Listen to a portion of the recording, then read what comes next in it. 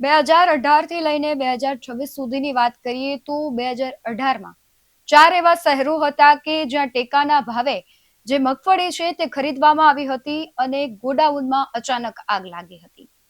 આગ શા માટે લાગી હતી તેના કારણો 1 થી 2 કેસ એવા છે કે એમાં સામે આવ્યા છે. બાકી હજુ પણ તપાસના બણગા જ ફૂંકવામાં આવી રહ્યા છે.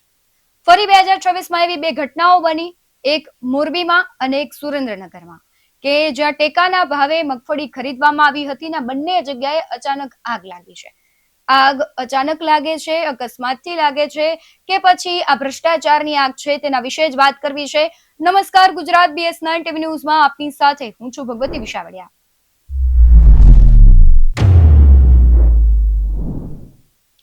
ખેડૂતની કોઈ એક સમસ્યા હોય તો સમજી શકાય, પરંતુ જગતનું તાત અનેક પીડાઓથી અત્યારે પીડાઈ રહ્યું છે. એક બાજુ વાવણીનો સમય છે, બીજી બાજુ વીજ લાઇનના વિરોધમાં ખેડૂતો આંદોલન કરી રહ્યા છે. એમાં પણ સૌથી મોટા સમાચાર એ આવે કે ખેડૂતો પાસેથી જે મગફળી ખરીદવામાં આવે છે ટેકાના ભાવે, એ અત્યારે બળીને ખાક થઈ જાય છે. એ અકસ્માત આખી ઘટના આકસ્મિક બને છે કે પછી કઈ રીતના, તેના વિશે ચર્ચા કરવી છે. અને આપણી સાથે ચર્ચા કરવા માટે જોડાઈ ગયા છે શૈલેષભાઈ પરમાર, પ્રવક્તા ભાજપના, અને વલ્લભભાઈ પટેલ જે ખેડૂત છે. સૌથી પહેલા આપ બંનેનું BS9 ટીવી ન્યૂઝમાં હું ખૂબ સ્વાગત કરું છું. વલ્લભભાઈ, તમારી પાસે સૌથી પહેલા આવવું છે અને પ્રશ્ન કરવો છે કે જે આખી ઘટના બની છે, મોરબીમાં પણ ટેકાના ભાવે જે મગફળી ખરીદવામાં આવી હતી એ ગોડાઉનમાં આગ લાગી ગઈ છે. સુરેન્દ્રનગરમાંથી પણ આજે સમાચાર આવ્યા કે ત્યાં પણ એવી જ ઘટના બની છે. શું કહેશો? આવી ઘટના તો એક તો BS9 ટીવી ને હું ખૂબ ખૂબ અભિનંદન કરું છું કે ખેડૂતના પ્રશ્ન ઉઠાવો છો. ને આ ઘટના તો આજથી જેદુની ટેકાના ભાવે મગફળી ચાલુ કરી છે ને, દર વર્ષે ગોડાઉનનું હરગે જ છે બે. આ સરકારે ગોડાઉનનું ખુદ સરકારની બનાવવી જોઈએ. આ તો કોડીનારની મગફળી લઈને મોરબી નાખી. હવે એવડા ભાડા ભરે છે તો એને સ્થાનિક ની ગોડાઉન, સરકારી ગોડાઉન જોઈ અને એની ઉપર એનો પેરો જોઈ. આ લોકો બધા મગફળી જે આવે ત્યાં ગોડાઉનમાં ભરી દે છે, પછી હલકી ગુણવત્તા વાળી હોય તો ભ્રષ્ટાચાર કરે. જી વલ્લભભાઈ અને શૈલેષભાઈ, આ બંને પાસેથી પ્રતિક્રિયાઓ લેતા પહેલા આપણે કોંગ્રેસના નેતા આપણે લાલજીભાઈ દેસાઈ છે તેમની સાથે મેં આજે આ મુદ્દે જ વાત કરી છે. તેમની પ્રતિક્રિયા શું છે તે સાંભળીએ, પછી શૈલેષભાઈ તમારી પાસે આવું છે. કે આગ લાગવાની આ જે પદ્ધતિ છે ઘણી જૂની છે. આ રીત રસમ ભારતીય જનતા પાર્ટીના નેતાઓ અને APMC દ્વારા અને અલગ અલગ જગ્યાએ જે ગ્રોફેટથી લઈને એ બધા દ્વારા થતી મગફળીની ખરીદીમાં ખૂબ મોટા પાયે ભ્રષ્ટાચાર થાય છે. આ ભ્રષ્ટાચારને છુપાવવા માટે નબળી ગુણવત્તાની મગફળી અને ક્યાંક ક્યાંક તો મગફળી કરતાં માટી જાજી હોય તો હવે કેમ બતાવું, એટલે જે ભ્રષ્ટાચાર કરીને ખરીદેલી મગફળી જે છે એ માર્કેટમાં વેચવા જાય તો એટલા રૂપિયા મળે એમ નથી. તો આ ભ્રષ્ટાચારના પાપને છુપાવવા માટે એ છાસવારે જ્યારે જ્યારે જરૂર પડે ત્યારે ભારતીય જનતા પાર્ટીના ભ્રષ્ટાચારી નેતાઓ આગ લગાડવાનું કામ કરે છે. આ આગ મગફળીમાં એકમાં નહીં, આવી અનેક જગ્યાએ એ લોકોએ ભૂતકાળમાં આવું કામ કર્યું છે જે સૌ લોકો જાણે છે. સમગ્ર ગુજરાતના ખેડૂતોને લૂંટવાનું અને લૂંટ્યા પછી, એટલે પહેલા ખરીદી વખતે લૂંટવાનું, ખરીદાયા પછી એમાં જે ભેળસેળ કરીને લૂંટવાનું, અને આ બધા ભેળસેળના પાપને દબાવવા માટે એ આગ લગાવવાનું કામ. આમ તો એમ કહું કે દરેક ખેડૂતોના ખેતરે આજે એણે આગ લગાવી છે. દરેક ખેડૂતોના ચૂલે, આમ તો ચૂલોમાં અગ્નિ પ્રગટે તો રોટલા થાય, એના બદલે એ દરેક ખેડૂતોના જે છે એ ધાનમાં કે દરેક ખેડૂતોના આજીવિકામાં આગ લગાવવાનું ભારતીય જનતા પાર્ટીના આજના શાસકોએ કામ કર્યું છે. અને આ મગફળીના ગોડાઉનમાં લગતી આગ જે છે એ એમના પાપને છાવરવા સિવાય બીજું કંઈ જ નથી. લાલજીભાઈ, બીજો પ્રશ્ન એ છે કે ભાવાંતર યોજના મધ્યપ્રદેશ અને હરિયાણા જેવા રાજ્યોમાં લાગુ પડે છે, તો ગુજરાતમાં શું કામ? ભારતીય જનતા પાર્ટીની સત્તા ત્યાં છે, ત્યાં એ જ સરકાર છે, તો ગુજરાતમાં પણ એ જ સત્તા ઉપર છે, તો અહીંયા કેમ નથી લાગુ પડવામાં આવતું? ઘરના છોકરા ઘંટી ચાટેવાળી જે કહેવત છે ને, મારે આખી પૂરી નથી કરવી. આ ગુજરાતમાં એવું છે કે, અને આમ બીજી એક કહેવત છે કે ભૂવો ધૂણે તો નાળિયેર ઘર હામું નાખે. આ ભૂવા બે ધૂણે છે દિલ્હીમાં જઈને, એ નાળિયેર બીજે બધે નાખે છે, પણ ગુજરાતના ખેડૂતોને, ગુજરાતના ખેત મજૂરોને કે ગુજરાતના લોકો માટે કશું જ નહીં. આ ભારત માતાની, ગુજરાતની જે ધરતી જે છે એ ધરતી માતાને વેચીને સોદો કરીને માત્ર ઉદ્યોગપતિઓ જે છે એને માલામાલ કરવાના, ખેડૂતોને લૂંટવાના. કોઈ પાક વીમા યોજના બીજે ચાલે, ગુજરાતમાં નહીં. દેવા માફી મહારાષ્ટ્રમાં એમની જ પેઢી છે, હું તો પેઢી કહીશ, કારણ કે હવે એમની સરકાર છે એમ ના કહેવાય. એ ગુજરાતમાં હોય રાજસ્થાનમાં હવે પેઢીની જેમ ચલાવે છે. જરૂર પડે ત્યારે મુખ્યમંત્રી બદલી નાખવાના બધું, એટલે પેઢીમાં પેલા વાણોતર બદલે છે. મહારાષ્ટ્રમાં એમની જ પેઢી ચાલે છે, ત્યાં ખેડૂતોના 2 લાખ માફ કર્યું દેણું. ગુજરાતના ખેડૂતો પાકિસ્તાનથી આવેલા છે, આંગળિયાત છે, ગુજરાતના ખેડૂતનું કેમ નહીં? એટલે ગુજરાતના ખેડૂતને તમે ભાવની વાત હોય ટેકાના, એની ખરીદીની વાત હોય તોય નહીં. માવઠું આવે તો 35 અને 20 રૂપિયા આપીને ખેડૂતોને સમજાવવાના, ટેકાના ભાવે ખરીદી કરવામાં ભ્રષ્ટાચાર કરવાનો. જ્યાં પાક વીમો છે બંધ, જમીનની માપણી એમાં ભ્રષ્ટાચાર. એટલે મને એવું લાગે છે કે ગુજરાતના ખેડૂતોના હાથ બારમાંથી નામ નીકળી જાય એ પ્રકારનું. તમે જુઓ, એ લોકો પોતાની સરકારમાં બીજા રાજ્યોમાં વીજળી મફત આપે છે ખેડૂતને. ગુજરાત તો કે તમે મીટરથી ભરો, ના કરો તો લાઈન કાપી જાય, આવીને લાઈન છે કાપી જાય.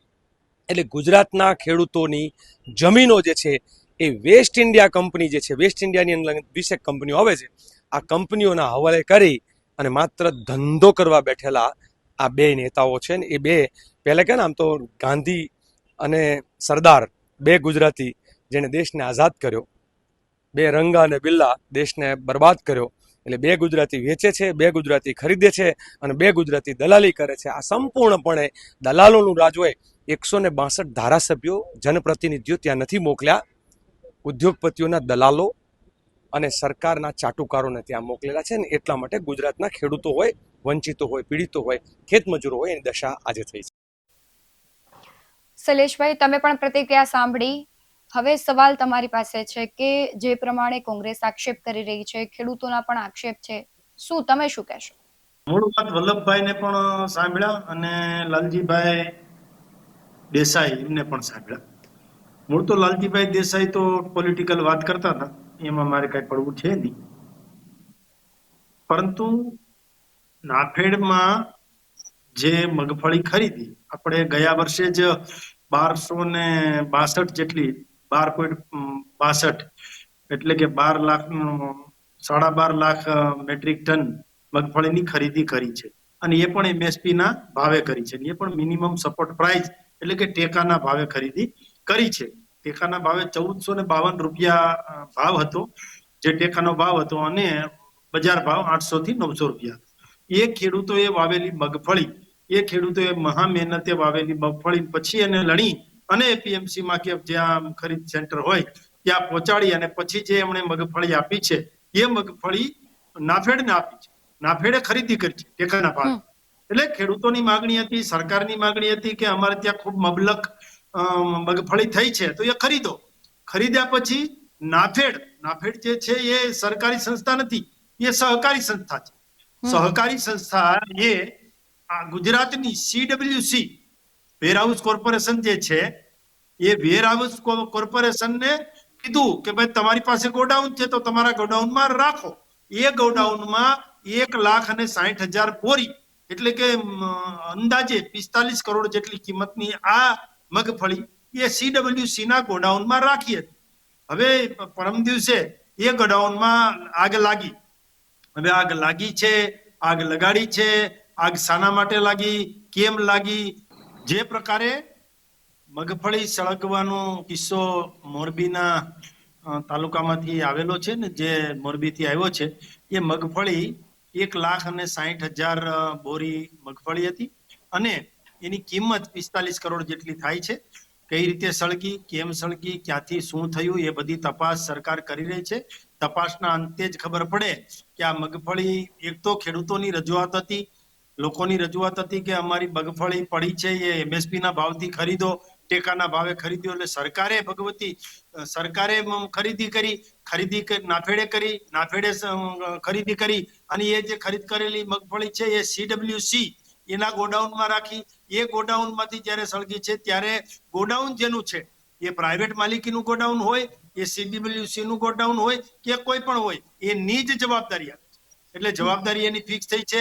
તાત્કાલિક આગ બુઝાવવાનું કામ પણ ફાયર વિભાગે કરી દીધું છે, આગ બુઝાવા ગઈ છે. પરંતુ આમાં કોણે શું કર્યું છે? ત્યાં સિક્યુરિટી હતા, ત્યાં CCTV કેમેરા હતા, ત્યાં બધું જ હતું. કઈ રીતે સળગી છે? 1,60,000 જે બોરી છે એ માનો કે નાફેડ જે છે એમણે તો નાફેડના ચેરમેન શ્રી ભરવાડજી છે, જેઠાભાઈ, જેઠાભાઈ ભરવાડે કહી દીધું છે કે અમે તો વીમો લીધેલો છે, ઇન્સ્યોરન્સ લીધેલું છે, અને એ જ્યાં રાખી હોય ત્યાં સળગી છે, તો જેને જ્યાં રાખી છે એના ઉપર જ આવે. જે નોર્મ્સ છે, જે નીતિ નિયમો છે, એ મોહનભાઈ કુંડારિયાએ પણ સ્પષ્ટતા કરી છે, નાફેડના જે ડાયરેક્ટર છે. એટલે કહેવાનો મતલબ એટલો જ છે કે જેણે પણ સળગાવી એ ઉગાડતા કેટલો ટાઈમ લાગે છે એ સળગાવવા વાળાને ખબર નહીં હોય, અથવા તો સળગી છે એ કઈ રીતે સળગી છે, અથવા તો જે પ્રકારે બેદરકારી રાખી છે એ બેદરકારી રાખનારાઓને ખબર નહીં હોય કે કઈ રીતે આ મગફળી ઉગી શકે છે. મગફળી ટેકાના ભાવે ખરીદ્યા પછી નાફેડની જે મગફળી છે એ સીડબ્લ્યુસી ના ગોડાઉનમાં સળગે છે. એનો મતલબ એમ થાય કે સીડબ્લ્યુસી ની સંપૂર્ણ જવાબદારી છે આ મગફળી કઈ રીતે ઉગે છે, કેટલા સમયમાં ઉગે છે, ને કઈ રીતે એને લણાય છે, ને કઈ રીતે જણસી એપીએમસી માં આવે છે, ને કઈ રીતે ખરીદ કેન્દ્રમાં આવે છે, એ આ બેદરકારી રાખનારા લોકોને નથી ખબર. એટલે કહેવાનો મતલબ એ છે કે આમાં કોઈ પણ હશે, એ ક્લાર્ક હશે, સિક્યુરિટી હશે, અધિકારી હશે, કોઈ પદાધિકારી હશે, કોઈ પણ હશે, એને છોડવાના મતમાં સરકાર નથી. આની તપાસ સમિતિની પણ રચના થઈ ગઈ છે, તપાસના આદેશો પણ આપી દીધા છે. ટૂંક જ સમયમાં દૂધનું દૂધ અને પાણીનું પાણી થશે. શૈલેષભાઈ, ભૂતકાળમાં પણ આવી ઘણી ઘટનાઓ બની છે કે સતત જે મગફળીના છે એ ગોડાઉન જ સળગે છે, બીજી ઘણી બધી જણસી છે, ને એમાં પણ તમે કપાસની વાત કરો તો કપાસ તો અતિ જ્વલંતશીલ હોય કે એમાં જરાક આગ લાગે તો એ આખું બળીને ખાક થઈ જાય, પણ અત્યાર સુધી એવો કોઈ કિસ્સો નથી આવ્યો કે કપાસ છે તે સળગી હોય. શું કામ મગફળીના ગોડાઉનમાં જ આગ લાગે છે? અને તમે જે પ્રમાણે કહ્યું કે લાલજીભાઈ દેસાઈ રાજકીય રીતે જવાબ આપે છે, તો એ વિપક્ષ તરીકે તેમની જવાબદારી છે કે જવાબ આપે, પણ સવાલ એ છે કે આવી બધી ઘટનાઓ બને છે તો એના પર રોક ક્યારે લાગશે? આ અકસ્માત છે કે પછી આ ભ્રષ્ટાચાર માટે કરવામાં આવતો એક ખેલ છે? શૈલેષભાઈ, સીધો સવાલ છે, સીધો જવાબ આપજો. જો આ અકસ્માત એ તપાસનો વિષય છે, એ તપાસ બધું જ બહાર આવશે. અને આખી જ બાબત જે છે અને સહકારી વિભાગ એટલે નાફેડા છે, જે મગફળી સળગી છે એ મગફળી કેટલી હતી, કઈ રીતે સળગી, સિક્યુરિટી ક્યાં હતા ત્યારે સીસીટીવી કેમેરામાં પણ બધું જોયું છે. અને આખો રિપોર્ટ જે છે એ એફએસએલ માં મોકલ્યો છે, ફોરેન્સિક સાયન્સ લેબ જે છે એમાં મોકલું છે ને, એમાં પણ એ પારદર્શક કામ કરી રહી છે. એ આપણા દેશનું ખૂબ મોટામાં મોટું સંસ્થા છે ને, સારામાં સારી સંસ્થા છે. એ કામ કરે એ પારદર્શક જ થતું હોય છે. એટલે એફએસએલ નો રિપોર્ટ જ્યાં સુધી ના આવે ભગવતીજી, ત્યાં સુધી આપણે કોઈ પણ વિષયમાં પરિણામ સુધી ના પહોંચીએ. આનો એફએસએલ નો રિપોર્ટ તો ટૂંક જ સમયમાં આવી જશે, અને એ એફએસએલ નો રિપોર્ટ આવ્યા પછી પણ આપની સાથે હું જોડાય, અને એ પછી પણ સરકાર તરફથી શું કામ કર્યું છે એ પણ આપને સ્પષ્ટતા કરીશ. શૈલેષભાઈ, એ સવાલ એ છે કે અગાઉની જે ગોડાઉનો છે ત્યાં મગફળી બળી હતી, એના એફએસએલ ના રિપોર્ટ હજુ સુધી કેમ નથી આવ્યા? તમે એફએસએલ ના રિપોર્ટ ની વાત કરો છો એટલા માટે પૂછું છું. અગાઉ પણ રાજકોટ ખાતે પણ એક વખત મગફળી સળગવાના પ્રશ્નો થયા હતા, બીજી જગ્યાએ પણ થયા હતા, અથવા તો કોઈ પણ છે એને સળગવાના પ્રશ્નો થયા હતા. તો એ પ્રશ્નોની પાછળ તપાસ કરી અને તપાસના અંતે જે લોકો આમાં તોમતદાર છે અથવા તો જવાબદાર છે એના ઉપર ખાતાકીય અને કાયદાકીય બંને પગલાઓ લીધા છે, અને એને જેલના સળિયાની પાછળ પણ મોકલ્યા છે. પરંતુ એક માનવતાની રૂએ ભગવતીજી જોવા જઈએ તો આ મગફળી ઉગાડી અને છેક એને એપીએમસી સુધી લઈ જાવી અથવા તો નાફેડના ગોડાઉન સુધી પહોંચાડવી, એના વચ્ચેનો સમય ખૂબ હોય છે. એમાં જગતનો તાજ ખેડૂત, અમે તો ખેડૂતના દીકરા છીએ એટલે અમને ખબર છે કે કેટલી વિશેષો થાય છે. એ મગફળીના બી વાવવાથી લઈ અને જે મગફળીના છોડવા થાય અને મગફળી જયારે ઉપાડીએ ને પછી જે માંડવી કે મગફળી નીકળે છે, એ વચ્ચેનો સમય ખૂબ મોટો સમય છે. એ મગફળી બનાવવા માટેનો સમય જે છે ને એ કાબિલે તારીફ છે. અને એમાં પણ જે થોડા સમયમાં કે રાત્રે રાત સળગી ગઈ છે, તો આ તપાસનો વિષય છે. આમાં કોઈને છોડવાના મતમાં છીએ જ નહીં સરકાર, અને આમાં કોઈએ કઈ ગફલત કરી છે અથવા તો કોઈ પદાધિકારી કે અધિકારી આમાં સામેલ છે તો એની પર પણ પગલા લઈશું. એની પર ગંભીર કલમો પણ લગાડવાની અમારી જવાબદારી છે, ને અમે લગાવવા માટે પણ ગંભીર છીએ. વલ્લભભાઈ, તમારી પાસે આવું છે, જે પ્રમાણે શૈલેષભાઈ કહી રહ્યા છે કે તપાસ કરીશું, એફએસએલ નો રિપોર્ટ આવશે. ભૂતકાળમાં ઘણી બધી એવી ઘટનાઓ બની છે, હજુ સુધી એફએસએલ ના રિપોર્ટ નથી આવ્યા. એકાદ બે એવી ઘટનાઓ છે કે કદાચ એમાં તપાસ થઈ છે ને એનો રિપોર્ટ આવ્યો છે ને સજા એક કેસમાં થઈ છે. તમને લાગે છે કે આમાં યોગ્ય તપાસ થશે, સત્ય બહાર આવશે? કારણ કે એક બે ઘટના હોય તો માની શકાય, વારંવાર દર વર્ષે મગફળીના ગોડાઉનમાં જ આગ લાગે. તમારું શું કહેવું છે? દર વર્ષે ગોડાઉન બેન હરગે છે. શૈલેષ કહે છે તપાસ થઈ છે એસએલ ના રિપોર્ટ કોઈ દી આવ્યા? કોઈ દી કોઈને પકડીને નાખ્યા? અમને ત્યાં છાપામાં વાંચવા ન મળ્યું કે આને આજે મગફળી હરગાવી અને પકડીને નાખ્યા એવા. તમે નકરી વાતો કરો માં. ખેડૂત તમે એમ કહો છો જગતનો તાત છે, જગતનો તાત છે. જગતનો તાત નથી મારા બાપ. તમે ખેડૂતની વારે કેદી આવ્યા એ અમને કયો હાલો. તમે કોઈ દી આ થાંભલા વાહે ખેડૂતો બિચારા માર ખાય છે, તમે ગયા કોઈ? નકરા તમે ફાકા ઠોકો હો જગતનો તાત છે, જગતનો તાત છે. ક્યાં છે જગતનો તાત?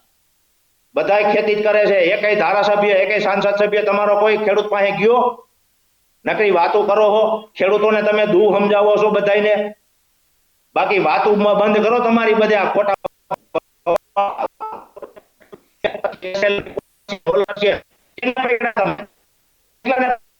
દાખલો બતાવો મને, છાપું બતાવો ક્યાંય.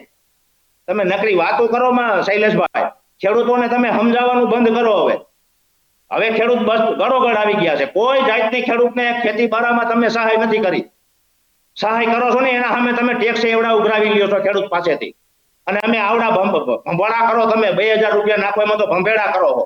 6-6 હજાર રૂપિયાની 12 મહિને ખેડૂતને દો. તમે નવાઈ નથી કરતા. ખેડૂતોને દુનિયાનો માલ તમારી પાસે ખરીદે છે, તમે ટેક્સ એવડા ખરીદો.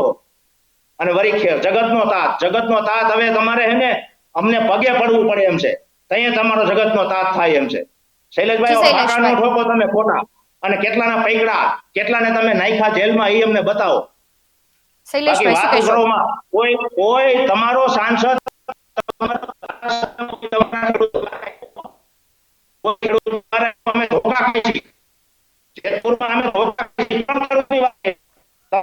દેવો છે. કોઈ પણ સંસ્થાઓને દઈ દેવું છે, બધું પ્રાઇવેટમાં જ દઈ દેવું છે. ખેડૂતને કરવા વિચાર કરો.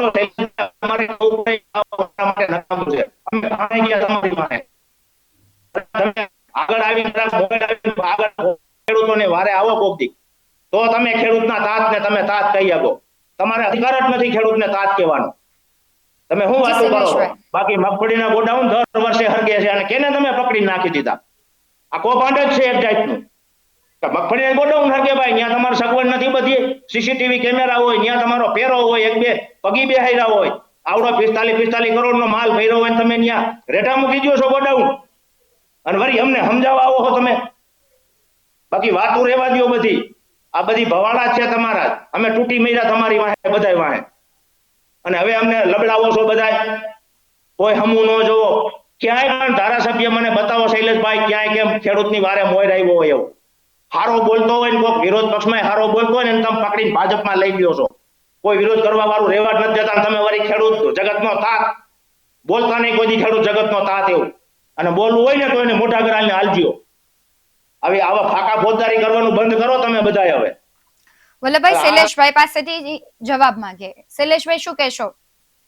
સારો નથી મળ્યો, કોઈ જાતનો નથી મળ્યો. તમે 1452 રૂપિયા અમને ભાવ આપો છો. હાલો બરોબર છે તો અમને ભાવાંતર યોજના કરજો ને ભાઈ. તમારે શું કામ ગોડાઉન રાખવા જોઈએ? કાંઈ પીડા જ નથી કરવાની થતી તમારે. તમારે બધી યાર્ડમાં બધી જણસીની ભાવાંતર યોજના કરજો. એટલે એમ કરવું નથી. આમાં તો ભ્રષ્ટાચાર થાય છે, આમાં ભ્રષ્ટાચાર ન થાય. તમે બધા સમજે છે અત્યારે પબ્લિક. કોઈ ચોટલી વાળી ખેડૂત નથી, સમજી લઈ ગયો હવે. અને હવે બધા સમજી ગયા છે. આદિ લગી શૈલેષભાઈ તમારી વાહે અમે લોદારી તોડી. હવે અમને ભય થઈ જાય છે. અમને જ કીએ છે બધા. તમે વિચાર કરો. શૈલેષભાઈ શું કહેશો?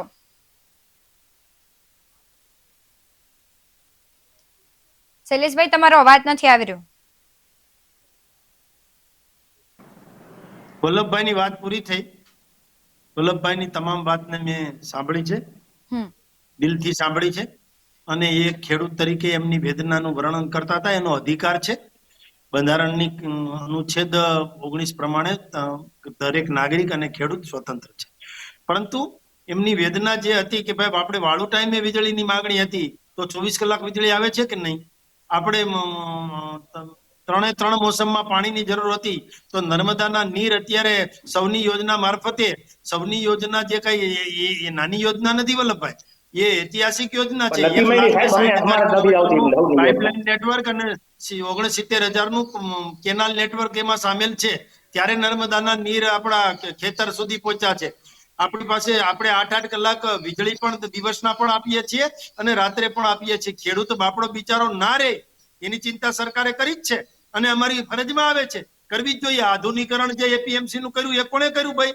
દર વર્ષે 6,000 રૂપિયા ખેડૂતના ખાતામાં નાખીએ છીએ. કોઈએ આપણે ટપાલ લખી હતી સરકારમાં કે આપણને અમને નાખજો એમ? છતાં પણ સરકાર 6,000 નાખે છે. રૂપિયા આવે, 10,000 છે ને? દિવસે નરેન્દ્રભાઈ મોદી આવ્યા પછી 6,000 રૂપિયા આવે 17મા દિવસે 12 નર્મદા બંધના પાટિયા ઊંચા લીધા તો એ આપણે કરી શક્યા. નર્મદા યોજના ઈ સાહેબ છે અમારી હાલ તો રાજકોટ જિલ્લામાં નર્મદા યોજના નથી સાહેબ. પણ કહેવાનો મતલબ મગફળી સળગી છે એ અમે સ્વીકારીએ છીએ.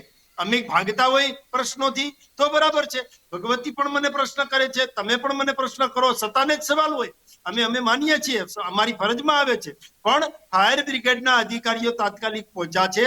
રફાળેશ્વર જે મોરબીનું છે ત્યાં 1,60,000 બોરી સળગી છે. લગભગ 45 કરોડ ની રકમની આ મગફળી સળગી છે. એની પાછળની તહેકીકાત ચાલુ છે. એ પોલીસ અને વહીવટી તંત્ર છે એ આખા વિસ્તારને સુરક્ષિત અને કોર્ડન કરી લીધું છે. શૈલેષભાઈ, તમને એક પ્રશ્ન કરવો છે. નુકસાનનું સંયુક્ત ઓપરેશન અત્યારે થઈ રહ્યું છે. સંયુક્ત મૂલ્યાંકન થઈ રહ્યું છે. મૂલ્યાંકનના અંતે એફએસએલ ના રિપોર્ટના અંતે દૂધનું દૂધ અને પાણીનું પાણી થશે. અમે એવું નથી કહેતા કે સળગી ગઈ તો ભલે સળગી ગઈ. ના, એક દાણો પણ સળગ્યો હશે અને એમાં કોઈ જવાબદાર હશે. કદાચ એ શોર્ટ સર્કિટના લીધે સળગી છે, કદાચ એ બેદરકારીના લીધે સળગી છે, કદાચ એ ગરમીના લીધે સળગી છે, કદાચ માનવીય કૃત્ય છે. શું કૃત્ય છે? આ બધું જ આ બાબતની તહેકીકાત કરવામાં આવશે. શૈલેષભાઈ, તમે પણ જે પણ વાત કરી, બહાર આવે ને એક મિનિટ વલ્લભભાઈ, પરિણામ બહાર આવે ને તો અહીંયા આવજો ટીવીમાં સામે. વલ્લભભાઈ એક જ મિનિટ. શૈલેષભાઈ, મારો સવાલ તમને એ છે કે તમે જે તપાસની વાત કરો છો એ સરકારે કરવું જોઈએ કામ. સરકાર કરશે એ વાત એ સાચી, કારણ કે અત્યાર સુધી બધી જ જે ઘટનાઓ બની એમાં સરકાર તપાસની વાત કરે છે. તપાસ થાય છે કે કેમ એ સૌ કોઈ જાણે છે. તમે જાણો છો, હું જાણું છું અને ખેડૂતો પણ જાણે છે. પણ સવાલ એ છે કે આવી બધી ઘટનાઓ બને છે તો એક્શન કેમ નથી લેવામાં આવતા? અને મહત્વનું એ છે કે જે વલ્લભભાઈએ પણ વાત કરી કે ભાવાંતર યોજના છે ગુજરાતમાં શા માટે નથી લાગુ પાડવામાં આવતી? મધ્યપ્રદેશ અને હરિયાણામાં પણ ભાજપ સરકાર જ છે તો ત્યાં તો લાગુ પડે છે, તો ગુજરાતમાં શું વાંધો છે? જો ભાવાંતર યોજનાની વાત ઘણા સમયથી ચાલી રહી છે. એ યોજના કઈ રીતે ઇમ્પ્લિમેન્ટેશન થઈ શકે, કઈ રીતે એનું અમલીકરણ થઈ શકે, એ દિશામાં પણ સરકાર વિચારી રહી છે. પણ સરકારમાં જીઆર, નિયમ અને નીતિ પ્રમાણે કામ થતું હોય છે. હમણાં વાત હતી પોલના, જે વીજ પોલ છે એ જલ્દી આપો કરતા હતા. એના અગાઉ એમ કહેતા હતા કે ભાઈ વાવાઝોડું આવ્યું છે તો પેકેજ જાહેર કરો, 5,000 કરોડ નું તો કરજો જ. તો સરકારે 10,000 કરોડ નું પેકેજ જાહેર કર્યું. એ જ રીતે આ પોલની વાત છે તો વીજપોલ જેતપર ગામ જે છે મોરબી તાલુકાનું, ત્યાં વીજપોલની સમસ્યા હતી. તો એ માટે ખેડૂતોના આંદોલનના કારણે, ખેડૂતોની માંગણીના કારણે ખેડૂતો હેરાન થતા હતા વીજપોલના કારણે. તો વીજપોલના જે વળતરની વાત છે એ વળતરમાં પણ વધારો કરી દીધો ને વધારાની સાથે જે કોર્ડન એરિયા જે છે, જે તારનો વાત નથી, તારની વાત તો જુદી છે, જે પોલમાં વચ્ચે આવતો વિસ્તાર છે એમાં પણ ભાવ વધારો આપી દીધો અને 2 ગણો બજાર ભાવના 2 ગણા આપ્યા. પેલા આપણે જંત્રીના 4 ગણા આપતા હતા, બજાર ભાવના 2 ગણા. એટલે જેટલું ખેડૂતને આપીએ એટલું ઓછું છે, આપવું જ જોઈએ, અમારી ફરજમાં આવે છે. હજુ પણ ખેડૂત બાપડો બિચારો ન રહે અને ખેડૂત પોતાની જણસી છે એ એક્સપોર્ટ કરતો થાય. જે રીતે દાડમ એક્સપોર્ટ થાય છે, કેરી એક્સપોર્ટ થાય છે, આપણી શાકભાજી પણ વેજીટેબલ એક્સપોર્ટ થાય છે, એ રીતે તમામ બાબતો એક્સપોર્ટ થાય. અને જે હુંડિયામણ જે છે એ વિદેશી હુંડિયામણ પણ એગ્રીકલ્ચરમાં આવતું થાય. એટલે 5 ટ્રિલિયન ઇકોનોમીની જે વાત છે એમાંથી 1 ટ્રિલિયન ઇકોનોમી છે ને એ કૃષિમાંથી મળતી થાય એ દિશામાં ચાલવાનું છે. આપણે જુઓ તો 2.5 લાખ કરોડ જેવી રકમની સબસિડી અત્યાર સુધીમાં ખાતરમાં આપી છે. હું એક વાત વર્ણવવા જાઉં તો હાઉસહોલ્ડ આવકમાં પણ વધારો થયો છે, દેશના કૃષિ બજેટમાં પણ વધારો થયો છે, દેશની જે ફાર્મ ટુ ફૂડ અને કોટન ટુ ક્લોથ એ યોજના પણ અમે જ લાવ્યા છીએ. અને એક દેશ એક બજાર એપીએમસી નું આધુનિકરણ થી લઈ અને એગ્રીકલ્ચર સંબંધિત બધી જ બાબતો. હજુ વીજળીની વાત છે તો વીજળી જે પર યુનિટ 65 પૈસા આપીએ છીએ ને ભગવતી, એ 65 પૈસા સરકારને નથી પડતી, સરકારને પર યુનિટ 7 પૈસા પડે છે. તો પણ ખેડૂતોને પર યુનિટ 65 પૈસા આપીએ છીએ અને એ પણ 1995 થી હજુ ભાવ વધારો કર્યો જ નથી. અને નો જ કરવો જોઈએ. ખેડૂત જગતનો તાજ છે, એ ઉગાડશે તો આપણે ખાઈશું, તો આપણે બહારથી કઈ મગાવવું નહીં પડે. ખેડૂતને જેટલી મદદ થાય એટલી પારદર્શક રીતે મદદ કરવા માટે સરકાર તૈયાર છે. એટલા માટે તો 0% વ્યાજે 3 લાખ રૂપિયાની ધિરાણ આપીએ છીએ. 0% તો ખેડૂતને છે, ખેડૂતને ટકાવારી નથી આપવી પડતી. બાકી 7% વ્યાજ સરકાર તો ભરે જ છે. એ 4% રાજ્ય સરકાર ભરે, 3% કેન્દ્ર સરકાર. એટલે ખેડૂતને 0% વ્યાજે પૈસા મળે, ખાલી નવું જૂનું કરવું પડે, એ દિશામાં સરકાર ચાલે છે. અને એમ છતાં પણ હજુ પણ સારું કરવું પડશે તો કરીશું. ખેડૂતો માટે બધું કરીશું, કારણ કે આ સરકાર ખેડૂતોથી, ખેડૂતો માટે અને ખેડૂતો દ્વારા ચાલતી સરકાર છે. શૈલેષભાઈ, તમે જે વાત કરી એક્સપોર્ટની, સૌથી ખાતરની પણ તમે એમાં વાત કરી, પણ એક પ્રશ્ન એ છે કે ખેડૂતોને ખાતર મળતું નથી, લાઈનોમાં ઊભું રહેવું પડે છે, એનું શું? એક્સપોર્ટ ને એ બધું પછીની વાત છે, પણ જે એની મુખ્ય માંગો છે બિયારણ માટે પણ ખૂબ લાંબી લાઈનો હોય છે. હવે એ મળશે જ નહીં તો ઉગાડશે કેમ ખેડૂત? જો સમાચારો આવ્યા હતા વચમાં, થોડા સમય પહેલા ખેડૂતોને ખાતરની લાઈનમાં ઉભું રહેવું પડ્યું હતું, અને એ લાઈન ક્ષણિક હતી, કારણ કે એક જ સાથે બધા જ લોકો ખાતર લેવા તરફ દોડ મૂકી હતી. અને જે કોંગ્રેસના લોકોએ પ્રોપેગેન્ડા ફેલાવ્યો હતો કે ખાતર મળશે નહીં, ખાતર મળશે નહીં, એના કારણે તમામ લોકો એક સાથે આવ્યા હતા. પરંતુ જે લોકોને ખાતરની જરૂરિયાત હતી એ તમામ જરૂરિયાતમંદ ખેડૂતને ખાતર મળી રહે એ માટે વિદેશમાંથી પણ સરકારે ખાતર મંગાવવાનું શરૂ કર્યું હતું. અને સ્ટેટ ઓફ હોર્મુઝ જે છે ત્યાંથી આપણે જે આપણી ખાડી જે છે એ ખાડી દેશોમાં યુદ્ધ ચાલતા હતા. યુદ્ધના કારણે ત્યાંથી જે આપણું વહાણ, જે આપણું જહાજ પસાર થવું જોઈએ એ પસાર નતું થઈ શકતું.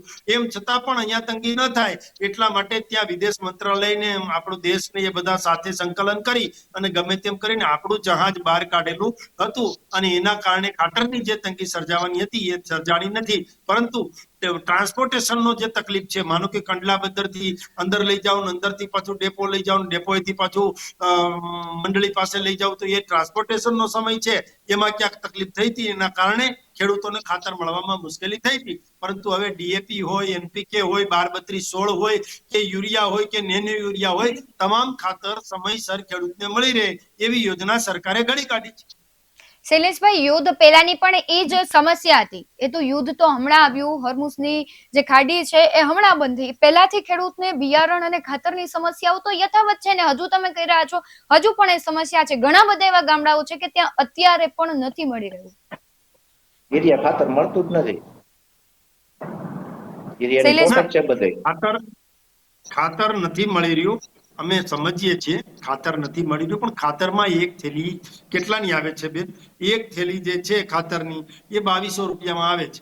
હવે એમાં 300 રૂપિયામાં ખેડૂતોને આપીએ, પાછળના જે 1900 રૂપિયા જે છે એક થેલીએ પર થેલીએ અત્યારે 1900 રૂપિયા સરકાર ભોગવે છે. એવા એ સરકારની નૈતિક ફરજ છે. સરકારની નૈતિક ફરજ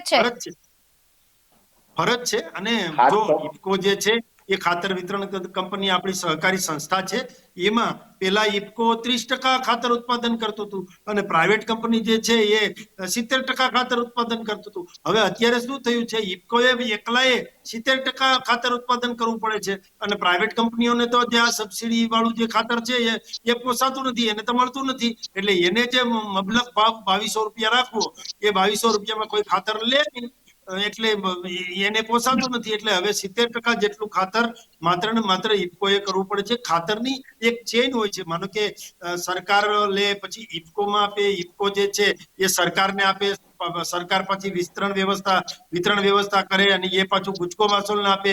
ગુજકો માસોલ તમામ જિલ્લા સહકારી સંઘોને આપે, ત્યાંથી તાલુકા સહકારી સંઘોમાં જાય, ત્યાંથી મંડળી પાસે જાય ને મંડળી પાસેથી ખેડૂત પાસે જાય. હવે આ કોઈ યુરિયા ખાતર કે આ જે સબસિડી વાળું ખાતર છે ને ભગવતી, તમે હું બંને આપણે ખેડૂત પુત્ર છે એટલે ખબર છે કે આ ક્યાંય દુકાનમાં નથી મળતું. આ તો મંડળી હોય ત્યાં જ મળે છે અને મંડળી પાસે આ ખાતર લેવા જવું પડશે. એટલે એક સાથે બધા જ લોકો મંડળીના સભાસદો લેવા ગયા હોય તો ક્યાંક ને ક્યાંક ખાતરની તંગી થઈ છે. પણ મારે છેલ્લી વાત એક કરવી છે કે આજે નહીં તો કાલે નેનો વગર નહીં ચાલે. નેનો યુરિયા તરફ વળવું પડશે. આ દાણદાર યુરિયા જે છે આપણને ખૂબ જ મોંઘું પડે છે. એ વિદેશી જે ફોસ્ફરસ અને નાઇટ્રોજન એ વિદેશથી લાવવું પડે છે, આપણા દેશમાં નથી થતા. એટલે આ બંને જે રો મટીરિયલ છે એ વિદેશથી આવતું હોવાના કારણે ખાતર મોંઘું પડે છે, વિદેશી ઊંડિયામણ આપણું જાય છે. એટલે મારે તમામને વિનંતી છે કે આપણું પોતાનું જે પ્રવાહી ખાતર છે, દાણદાર યુરિયા જે છે એ વિદેશથી છે અને પ્રવાહી ખાતર આપણું પોતાનું છે. એટલે નેનો યુરિયા જે છે એ પ્રવાહી ખાતર છે. પ્રવાહી ખાતર તરફ વળવું જોઈએ. વલ્લભભાઈ શું કહેશો? પ્રવાહી ખાતર એને કઈ શૈલેષભાઈ અમારે આમ છૂટું નાખવું હોય કેવી રીતે નાખવું? પ્રવાહી ખાતર કઈ છૂટું આમ છટાય છે મોલમાં? તમે કેવી વાત કરો છો? પાણી ભેગું પાવાનું હોય, પાણીની જરૂર ન હોય, ખાતરની જરૂર હોય તો શું કરવાનું? તમે વાતું કરો છો પ્રવાહી ખાતર બાજુ કરો, પ્રવાહી ખાતર નાખવું કેવી રીતે? અને 700 ની ગુણી 2200 રૂપિયા થયા. તમે વિચાર તો કરો શૈલેષભાઈ, 3 ગણા ભાવ થયા. અને હજી તમે એમ કહો અમે સબસિડી, શું હવે આમાં તમે સબસિડી રહેવા દીધી? 2200 એ પોગાડ્યું. ખાતર, દવા, બિયારણ કેવડા ભાવ 2012 પછી તો તમને કહું આ હોજાડી દીધા છે ખેડૂતોને. લાલ થઈ ગયું છે હવે ખેડૂતોને, હવે તો હૈદ બાર થઈ ગઈ છે. હું અત્યારે અમે મગફળીના દાણા લીધા ને સાહેબ, 3-3 હજારના મણિકા લીધા છે.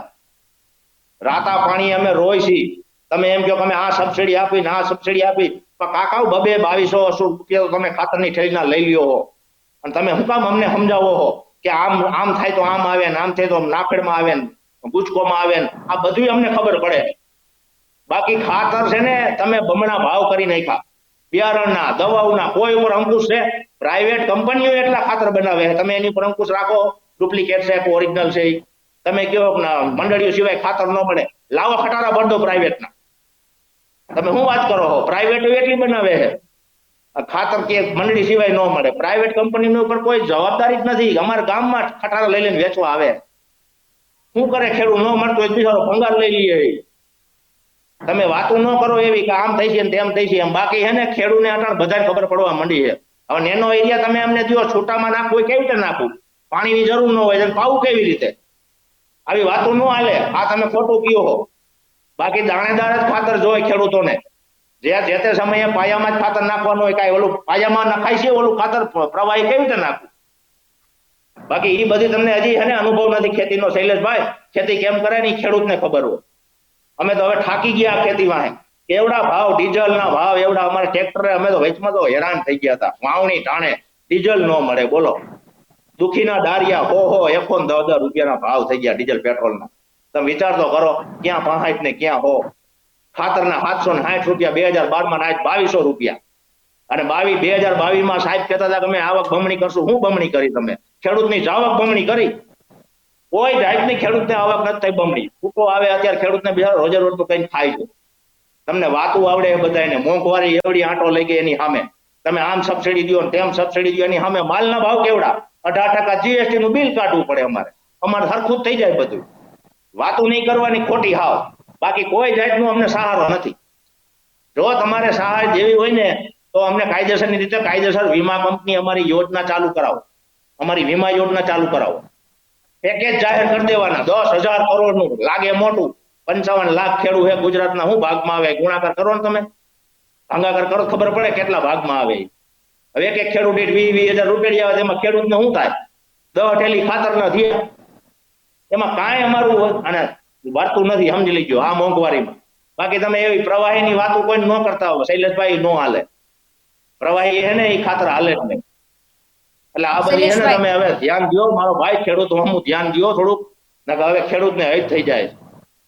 જે પ્રમાણે વલ્લભભાઈએ વાત કરી શૈલેષભાઈ, સીધો પ્રશ્ન એ જ છે કે ગોડાઉનમાં જે આગ લાગે છે, તમે જો આકસ્મિક કહેતા હોય તો એ આકસ્મિક આગ છે ક્યારે બંધ થશે? ખેડૂતોના એક પ્રશ્ન નથી કે માત્ર ખાતર કે બિયારણ, ઘણા બધા એવા પ્રશ્નો છે. એનું પરમેનન્ટ સોલ્યુશન આવશે કે કેમ? સૌથી પહેલા કે આકસ્મિક આગ લાગે છે તો એના સામે કાર્યવાહી થશે કે કેમ?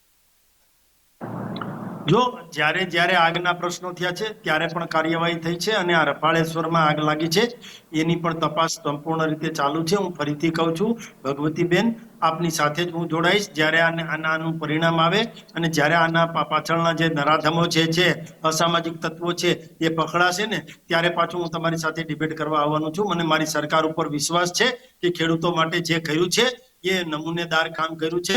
એ તો વલ્લભભાઈને કદાચ એવું લાગતું હશે અને વલ્લભભાઈ એમ કે અત્યારે ખાતર નથી મળતું, પાછા કે લાવો એક ખટારો ભરી દઉં, તો ઘડીકમાં ખટારો ભરી દીધો ને ઘડીકમાં મળતું નથી. એટલે બે મોઢાની વાત ના કરવી જોઈએ. પરંતુ તમે પ્રાઇવેટ કંપની તમે કેવો મંડળીમાં મળે, પ્રાઇવેટ કંપનીઓ ડુપ્લિકેટ ખાતર કેટલા બનાવે સાહેબ, એની ઉપર તમે કે અંકુશ રાખો. ખેડૂત તરીકે ગમે તે વાત કરી શકો, અમે અમારા સર માથા ઉપર છે, અમે એમ અમારી વાત કરીએ ખેડૂતની છીએ વાત કે પ્રાઇવેટ સાંભળવાની વાળા હોય. દાબે છે. તમે જયારે મત આપીને શૈલેષભાઈ. ચૂંટાવ્યા છે ત્યારે અમારી સાંભળવાની ફરજ આવે છે, એટલે અમે સાંભળીશું જ, કશો વાંધો નથી. અને ખેડૂતોના દીકરા અમે પણ છીએ. એમ અમે મફત કોઈ સાંભળવાની વાતો એ તમે રહેવા દો અમને સાહેબ, પણ એવું ખેડૂતની અને ખેતીની ખબર છે.